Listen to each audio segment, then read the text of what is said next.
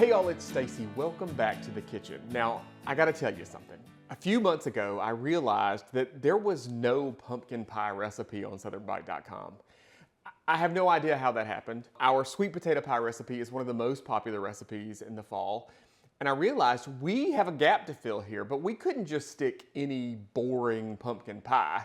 We needed an ultimate pumpkin pie. And so I got in the kitchen and that's exactly what we created. This is my ultimate pumpkin pie recipe.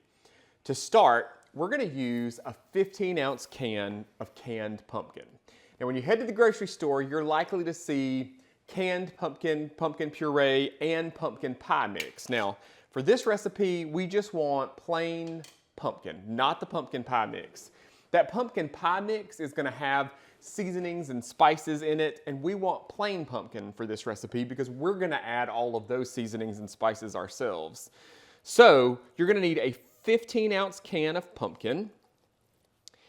And you know, in recent years, I've seen so much stuff on social media about how canned pumpkin isn't actually pumpkin. Here's the thing. It all, I guess, technically is pumpkin. Maybe it's a squash, but isn't pumpkin squash too? I don't know. That's one of those things that's above my pay grade. To this, I'm gonna add 2 large eggs. Now it's gonna be much easier to mix this all together if you've got eggs that are room temperature. So sit them out a little in advance, let them come to room temperature, and it's gonna be easier to mix together that way. Next, I'm going to add some evaporated milk. Now, not sweetened condensed milk, evaporated milk. You're gonna need a 5-ounce can. I don't have a 5-ounce can, but what I do have is a 12-ounce can. So what I'm gonna do is just measure out 5 ounces of this evaporated milk. And I like to use evaporated milk here because, honestly, because my grandmother always used, my mom always used evaporated milk and stuff like this. It gives it a nice richness. You could probably swap it for heavy cream or half and half, but there's something about evaporated milk in pies like this.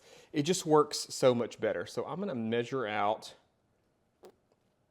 5 ounces of evaporated milk here. I've got 1/4 cup of melted unsalted butter. And I melted that and then let it sit at room temperature for just a little while. We don't want that to be hot and to scramble those eggs, right? Gonna start whisking this together just to start to get this combined.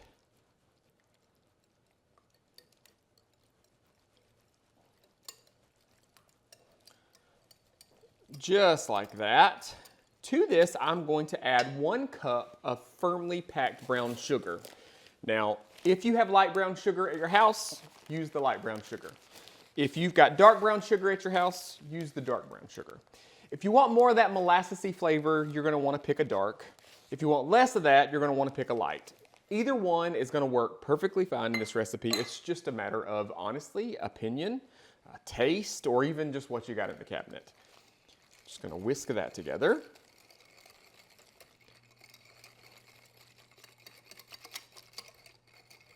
Let's add some flavor here.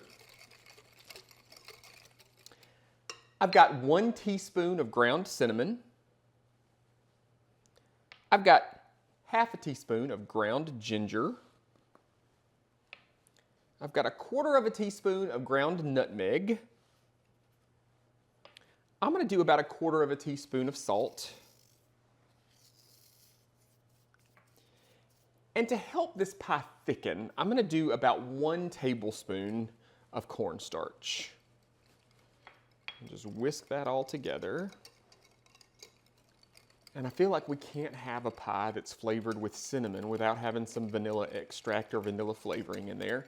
I'm gonna do 1 teaspoon of vanilla flavoring. Now, I say this all the time. I'm just gonna measure that with my heart. I say this all the time about vanilla in general is, you know, there's this whole idea that the expensive vanilla extracts taste better or whatever. My research, honestly, I read something years ago that was talking about how when you use the extracts that are alcohol based, that oftentimes they cook out and they don't have tons of flavor left after baking.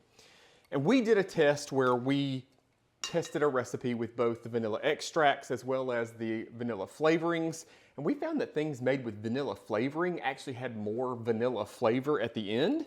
So oftentimes when I'm going to bake something or cook it, I'll just use vanilla flavoring like this, because I can buy this giant bottle for like $8, or I can buy a little tiny bottle for like 15. This works great, and nobody's gonna know that you didn't use the expensive extract. I've got a 9-inch pie crust here, not a deep dish, just a regular 9-inch pie crust.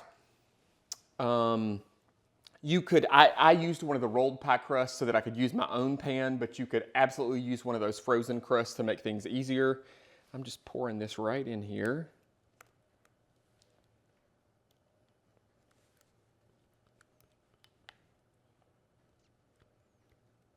And I like to do this on a baking sheet like this. I like to put this on a baking sheet because we're gonna make this pie ultimate by topping it with a pecan streusel.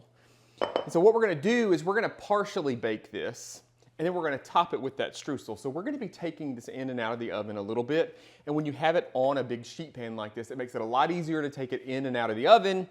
And if it spills over, you've got something to clean. I mean, you've got something to keep your oven clean. It's a whole lot easier to clean this than it is to clean the bottom of your oven. So my oven is preheated to 425 degrees. This is gonna bake for about 30 minutes. And then we're gonna pull it out and put that streusel topping on there. If we were to put that streusel topping on right now, probably what would happen is that streusel topping would sink all down into the pie, and we of course don't want that. So we're gonna partially bake it, let that top set, then we're gonna put that streusel topping on it so that it doesn't sink to the bottom. While that bakes, we're gonna make our pecan streusel topping. In my bowl here, I've got 1 cup of chopped pecans. To that, I'm going to add 1/4 cup of all-purpose flour and 1/2 cup of firmly packed brown sugar. Same thing with the pie, either light or dark will work just fine here. Get that in there just like that. I'm gonna do a little salt just because I feel like a streusel's got to have a little hint of salt in it. And with most things sweet, adding a little salt kind of enhances that sweet flavor. And then 3 tablespoons of unsalted butter that I've melted. Now I'm gonna start with my spoon here, just kind of stirring all this together. But inevitably, every time I make this, I find that it's nearly impossible to get that nice streusel topping. You know what I mean? The kind of crumbly chunks of streusel just by using a spoon. So almost every time, I have to get in here with my best kitchen tools, my hands. So I'm gonna stir it all to get it combined, and then switch to my hands. And that's just about got it all mixed up there. And now, we're gonna do this. And as you can see, I'm just kind of pressing it together as I do this so that we can kind of get those chunks of that streusel topping so that it's not just totally crumbly, but that we have those nice chunks of streusel there. And I think this is kind of what elevates this pumpkin pie and makes it ultimate, is this nice crumbly streusel topping. Once our pie has baked for about 20 minutes, we're gonna pull it and we're gonna put this topping on it then. All right, after 20 minutes in the oven, we're gonna pull the pie so that we can put our streusel topping on here. And again, having it on this sheet pan makes this process a lot easier. You know, moving a pie in just a pie plate by itself in and out of an oven can be a little bit of a challenge. So having the extra surface area of that sheet pan really helps. And it also helps for this because we're going to put this streusel topping on the top. Now you can see it's not totally set all the way across, but for the most part, it's set and it's gonna hold this topping on the top rather than it sinking to the bottom. That initial bake just allows some of that egg to set so that it's gonna hold all this on the top. And you can also see when I do this, I'm kind of still pressing this just a little bit as I put it on there, just to give us some more of the bigger chunks, some more of that texture.